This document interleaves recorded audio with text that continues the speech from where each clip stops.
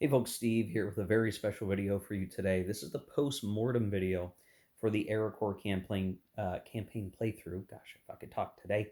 Um, this is post-mortem video is one I do in my video series where after the campaign is over, I'll use a video and just chat and commentate on the way that the campaign went and how things played and good decisions, bad decisions during the gameplay itself. This isn't a review. There will be a review coming. It'll probably be an abbreviated view since we're really looking at just one game in a series, and it's hard to just kind of cover everything in a series. So we'll be doing an abbreviated review in a future video.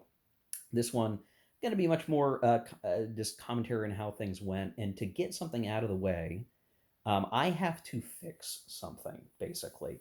I did something incorrectly. I think because while I was playing on the last turn, I was getting towards the end. I wanted to be finished.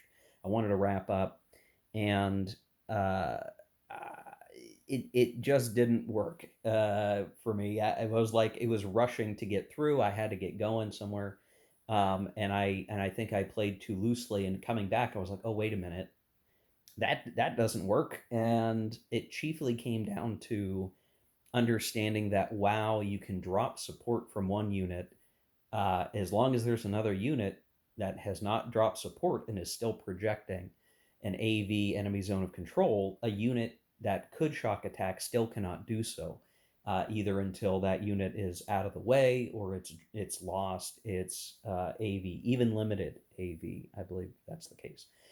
And so I screwed up, and I really screwed up principally over here. And what I've done is I've reverted to the way it was before the full completion of the Combat Command A activation, wherein basically these guys had, I should change this again, four steps by the time we were really heavily engaged here. And I had moved these guys in. We had managed to drop support here, and then I had like pulled the armor away. I really couldn't even have done that. And so, like, these two units are really the key units that led to the quote unquote victory in the last video, which would have made it, 3-1. The Americans win, but there was a problem. I didn't do it right. So, the thing that I would have to do here is I would have pulled this guy. So really, like I said, like the end of the last video is just wrong. I cheated without realizing I was moving too fast for my own good, and I kind of forgot a couple of things and just the excitement. And so I have to kind of realign some of these things a bit. And so um, uh, if I had this unit go here, right, and if I'm redoing this, and I don't know, like, do you consider this me redoing it and this is technically the final video in the playthrough? I don't know. But we drop support on this guy. Great. What we need to be able to do is drop it on this guy as well. So and the thing is, I think I'm okay. I'm going to roll dice. I'm going to see what happens here, to determine that. So we would have succeeded. Okay, and this is the thing I didn't do. I didn't drop support from this guy. So we've dropped support here, we've dropped support here. And then now, this is the legal thing I didn't do right. Now these guys can move in. And now they can do the prerequisite attacks, the shock attack and the attack. And the way I had structured this was I had just done a shock attack followed by a regular attack, just because of the way I wanted the modifiers to work to get better results with artillery. Um, and so if the combats had, if I kept the die rolls from the combat, basically I would have done enough damage to remove the unit, advance after combat, and then what happened when these guys activated was basically they had um, attempts to try to take the city back, and those attempts ultimately failed. Um, is how all of that really worked out. So uh, I believe that would be the end, and how this all shook out. Um, and even as I'm looking at the situation, like, well, could they maybe, instead of trying to attack here, could they have tried to um, try to move and go, one, two, three, four, and then disrupted the the main supply route, and then that's not in supply, and then they don't get the victory point. And if that's the case, the Americans still win because um, Germany doesn't have control of it necessarily. So there's sort of this weird little, like, you know um, I guess the Germans don't get anything for trying to disrupt the supply, and they would have kept attacking, and they still would have failed the die rolls, right? If I would have, if I in theory kept the die rolls trying to attack here, they both failed to clear the hex. This unit took a step loss or two in that, but managed to hold the hex, did not retreat out. Um, and who knows? Maybe instead the Germans try to kill off this armor unit.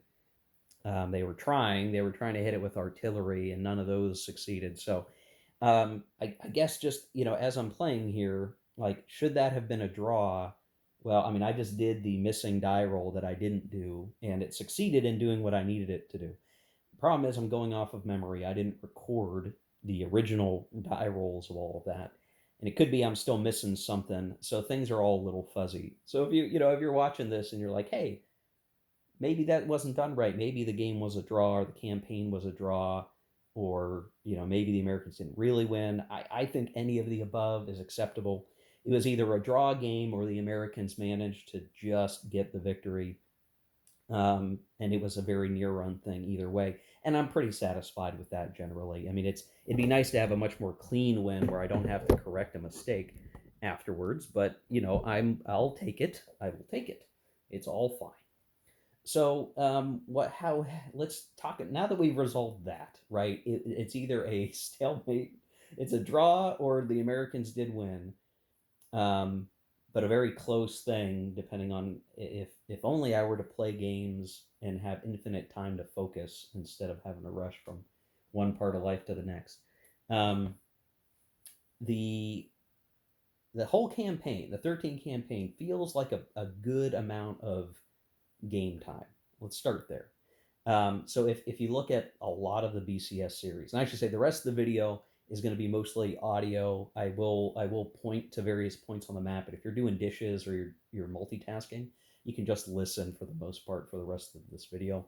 Um, 13 turns is a good set of turns. That's plenty of time to at last get used to the activations.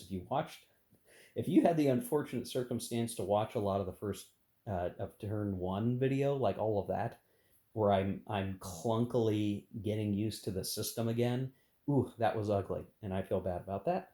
Um, but by turn 5 or 6, I was just feeling really good. It was natural. It felt good to be running through and playing. And I think a lot of this campaign, the momentum is kind of fixed for you, where what reinforcements come in and when they come in will dramatically affect that situation. So it is like reinforcements matter. Why? Because now it provides another angle of attack of fresh units that can change the positional situation in some logical, localized sector of the map. Um, the the other part of this is uh, that the Germans have that selection to pick where they're going to send the two fresh formations, and I decided just to put them in immediately. I do think that's a good move. Like, I'm not sure I understand why you would wait. Maybe you want to see where the Americans are going and then put them in, but I feel like if you don't put them in right away, you're doing is you're lessening your offensive oomph that you really need to drive the rest of the campaign. If you wait too long, maybe you wait a turn or two. But if you wait too long, I mean, the Americans are going to get their reinforcements too, And if they've already defeated in detail the existing Germans on the map, then those reinforcements are going to be doing nothing but trying to assail the Americans in probably better defensive positions and command of the terrain. You want to come in and force as hard as you can, and then be in the position to kind of dictate the structure of the map as the Allies try to take things back. So that's just my little strategic thought process there. Don't wait. Pick your avenue. I do think me setting it up where I put one brigade in the north sector, or formation, I should say, one formation in the north sector, one formation in the south sector, was good because it enabled us to kind of push on the objectives with good equal force, like a robust attack, and that did well.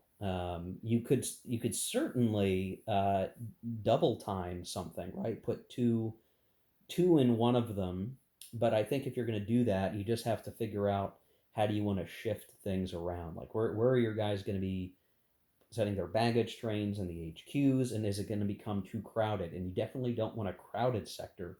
You want robust amount of units in the sector to operate. And so we kind of had this switch position of the 15th PG division for the Germans, because like they kind of were spread out. They could kind of lean one direction as needed to hold territory, or at least make it not super duper easy for the Americans to punch out. So in terms of like what could the Germans have done better, um, I think they did everything as well as they could have given their circumstances. The one major advantage that the Germans have is that some of their panzer units, their armor units, have a range of 3. The problem is you almost never get to enjoy that if the weather is fog or it is rain.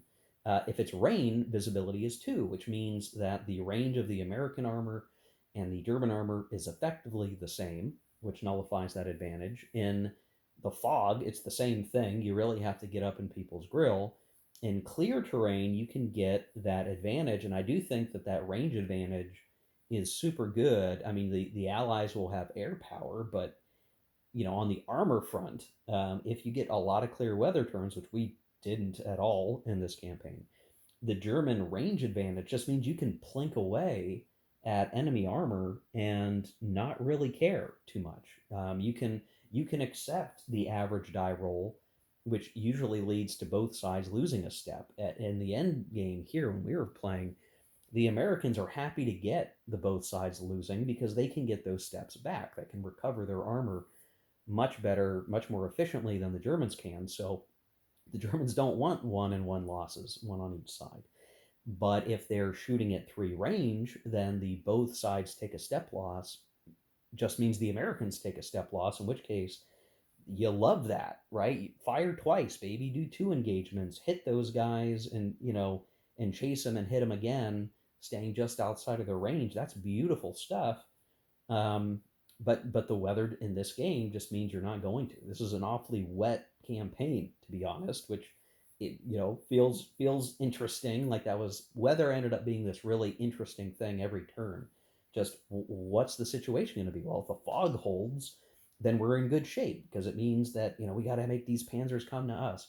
But if it's clear, you have these mixed feelings of like, well, that we'll get air power, which is great, but now we have to worry about the advantage of the longer range German armor, and that's tricky. The one pain that I felt throughout the campaign was the general lack of artillery points for the Germans. They get a little bit.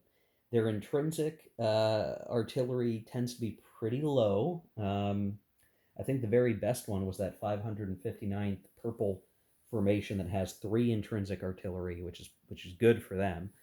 And then the assigned artillery helps a little bit, but the Germans just usually aren't in a good a position to make use of that artillery. I think their advantage in the armor is really where their advantage artillery, they're just missing it. Whereas while the American armor units, their armor formations tended not to have a huge amount of artillery, once those infantry divisions came on towing their big guns, man, I mean, I think the 79th Division, the American Purple, division here on the south end of the map. I think every turn they were as long as they were getting a full snafu, had 6 artillery shots, which I mean you can split it up and just do 2 attacks, two like regular attacks on an enemy, and fire 3 artillery shots. And if that enemy infantry is out in the open, you likely just knocked out half of that infantry unit. If you get to go again, which is really hard for the 79th, but we did have it happen a couple of times. I mean, you can just straight up delete uh, German infantry in a single day, in a single turn, by just focusing your artillery. And that feels appropriate because I think there, I don't know, you go look up the figures. I think most of the casualties in World War II were in fact caused by artillery. Artillery is super powerful. So when you just want to delete forces, and this is, I mean, this is the beauty of this system.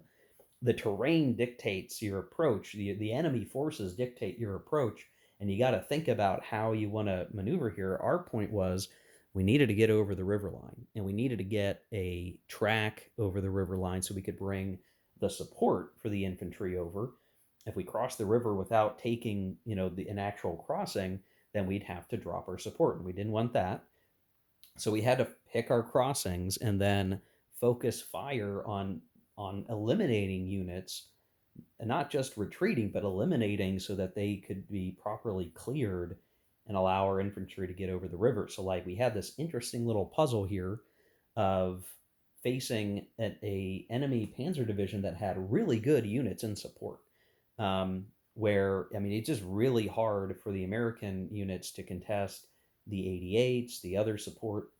But as long as we could say, well, we're not worried about, we're willing to take our licks on the support, but our artillery is just going to mean that your massive infantry gets knocked out, and then the support there doesn't matter as much, because the infantry unit it's attached to is what's getting ripped apart by artillery, and we can advance, we can proceed, we can do the things that we need to do. And that was an interesting little puzzle here. In Luneville, it was interesting to see how long a unit can last even being isolated. And under the right conditions, it can be really hard to get a unit knocked out of a city like that or knocked out of a secure zone. Um, and then we have issues of overlapping units, which happened all over here, which was in the north part of the map, where a lot of formations are coming in. You're trying to make sure that the units are not jumping into each other, and we had some mix-ups a few times on both sides in this region. And that wide open terrain then makes for really interesting armor fights, but the armor fights ultimately boil down to attrition, and that was kind of interesting. There were a few upsets where even a unit that was a point or two lower in the engagement had a penalty, managed to roll like boxcars, and that kind of flipped the script a little bit a few times. So you're playing across the bell curve, and but I think from the American perspective here, it's attritional. Go ahead. I mean, let's both take losses. Who cares? Because when we do replacements, I'm uh, much more likely to get replacements and more than you probably. Um, and in addition to that, when you can get the air power, you need a 6 to hurt an armor unit, even with an airstrike with artillery. But if you can manage to get those lucky 6s, and we did in a few cases, you really do start to chip away at the Germans' ability to replace. And so as long as you're looking at it and going, well, if I can put the German units, enough German armor units into the dead pile, I can make it so that even their replacement points can't keep up. And really, the Americans did win out on that attrition. They just did better. Um, and as it happened over time, uh, you can look at a lot of different ways to try to chip away at that armor. Even infantry assaults on armor in the right circumstances can be useful. This leg trying to get into an armor space and fighting it can sometimes be valuable, but not always.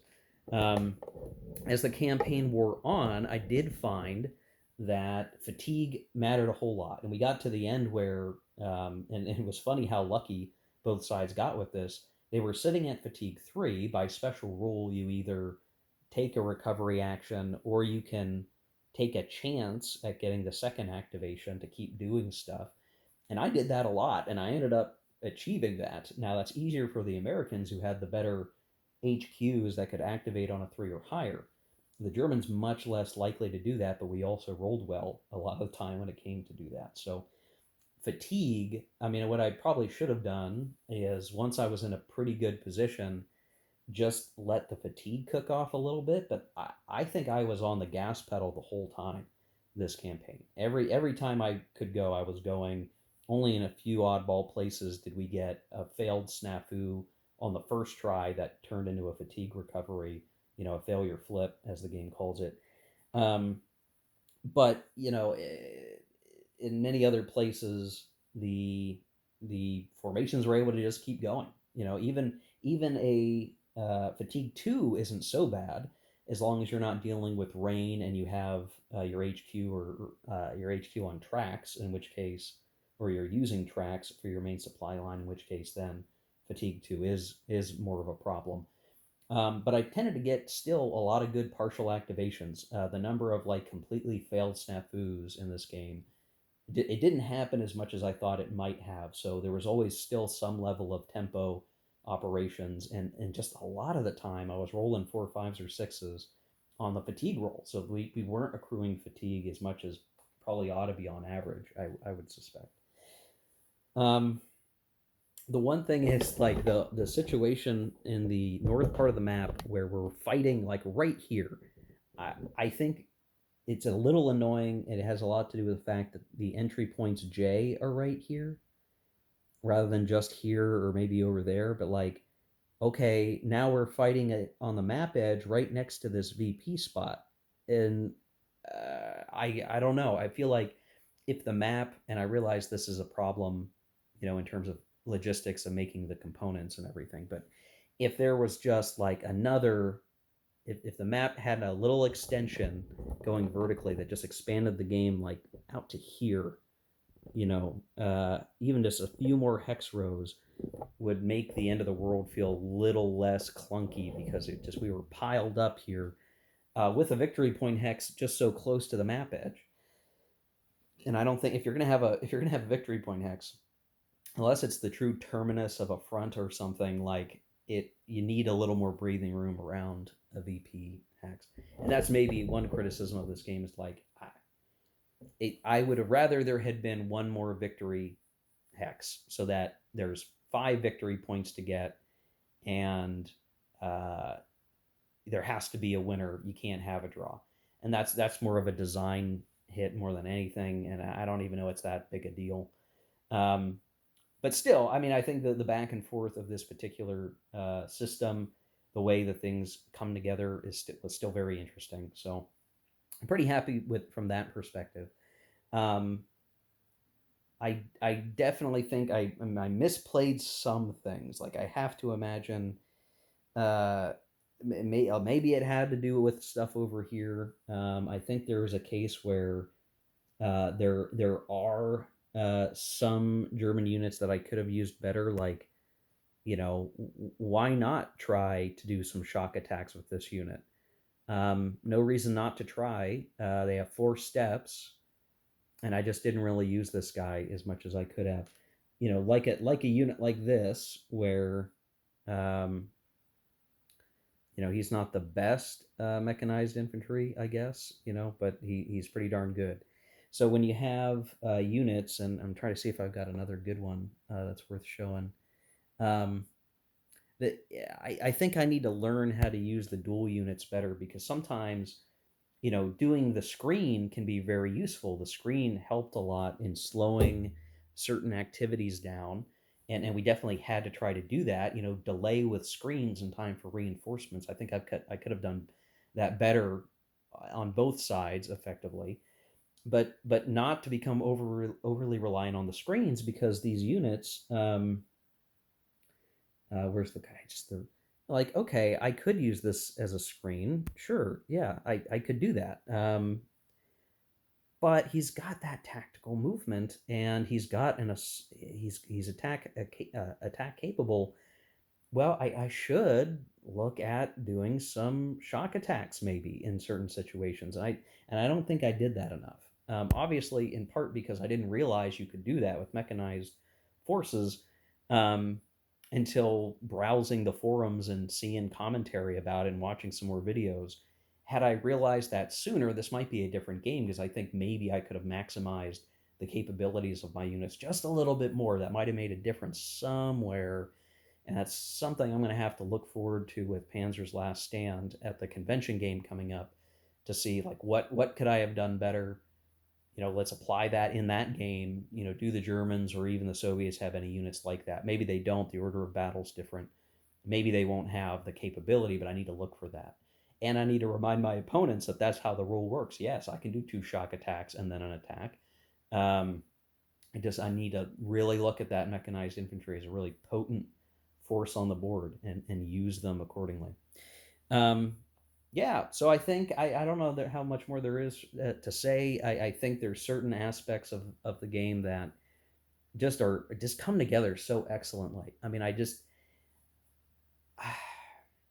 I'll put it this way: when I play World in Flames, it's such a high strategic layer that a lot of these more tactical-ish things don't matter.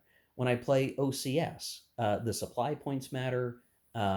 Yes, doing our overrun type of attacks do matter, and releasing from reserves and exploit attacks matter, and the terrain matters, and there's certain layers to that as well as artillery, and that's a certain fidelity level. Here, this just hits a whole different spectrum. Again, it's what are my opponents doing? What do they have? What are their forces comprised of? What's their training level? I can defeat an armor unit that has high armor value but a lower action rating because maybe they're not trained as well. Um, I can defeat that force even with an armor unit that has lower armor but has better tactical rating. I can figure that out. I can look at that and go, um, even despite just like a point of reference here, if I can find one, a weak unit or a weaker unit that this is worth showing. And the way the combat system works, let's look at these two as a comparison. I'm going to have to mess with the focus here. Focus. There we go. The armor value is ostensibly the same, but the unit on the right might be more susceptible to getting jumped on by infantry because of the lower action rating, and where the big 5 armor won't matter as much. So you look at that and you try to figure out what's the right approach to the enemy's situation. Do you just hit them with enough artillery that you don't care how awesome 88s are in their support field if you're just blowing them up? If you can drop support and surround them, well, now that is less of a problem. You get lucky on the support roll, and just all these things kind of come together really beautifully in very, very interesting ways, even if it takes you a while to get your head wrapped around the way the different systems interact with each other. Things like engagement zones and when the truck units have to stop, and what's a safe path depending on the movement. But when you get what is being abstracted and what things represent, there is actually a very logical way that all this comes together. And I think every time I'm implementing these systems, I'm going, oh yeah, that makes sense. Yeah, it would work. It would work that way, wouldn't it? Like obviously it should work that way. Once you start playing it, and I'm generally pretty happy with the system. And this was an interesting campaign, a really good refresh. I definitely want to play the original Last Blitzkrieg. Um, and see how things are differed. And then I definitely need to be playing Baptism by Fire and Brazen Chariots because, yeah, I do want to see all of this in a desert setting, and how much is different and what are the considerations there. And given I'll be playing Panzer's Last Stand soon, I'll be seeing that. And of course, that doesn't even touch upon the latest game in the series, which is Valley of Tears, which is one very interesting because the air system in that game is so different. and I want to see what that looks like. And just knowing that the system can handle conflicts that are a little further along in history, to what you could argue is relatively recent and relatively modern warfare, which means the BCS system can cover a lot of topics that I think we've only begun to scratch the surface of what's feasible. World War II is one thing, but there's a lot of other possibilities. And again, these combination of factors just have a really rich decision space. Even if I can look at it and go, there's a wash, rinse, repeat of engagement, drop support, attack by fire, and then shock attack and all that. There are wiggling nuances to that in a real context, in a real on the map, playing an actual campaign, that really change that wash, rinse, repeat. You have to bend that a little bit. So overall, I think both sides in this campaign did as well as they could have, being commanded by me. Ultimately, I think I could have used both sides better. I need to be more efficient and optimal with how I use certain types of units and how those different weapon systems can interact together to make a more potent force. But I'm generally pretty happy with this. This was 13 turns of fun. Had a good time with it. I think that's it for the post-mortem. Not as much to say, maybe as in depth as I've said for other games, but really, this is a pretty good. I do agree. This is a pretty good starting point for folks that are new to the system. The counters are nice and big. They're going to be smaller in other games in the series if you're not familiar. This, you have a pretty nice amount of map space to work with. Again, I wish the map was a little bit bigger, but it all ended up working out really well here. The terrain all worked well. Interesting aspects of crossing the river lines, fighting in the open terrain, having the forest be both defensive but impediments was interesting, particularly around here where leg movement was still really important. To be able to move with movement was really important. I just keep talking, folks. Anyway, I think we're going to call the video here. That's the post-mortem for the Arracourt campaign. We're going to do the review video sometime this week, so look for that and more games to come. So thanks for watching. Take care. Keep gaming.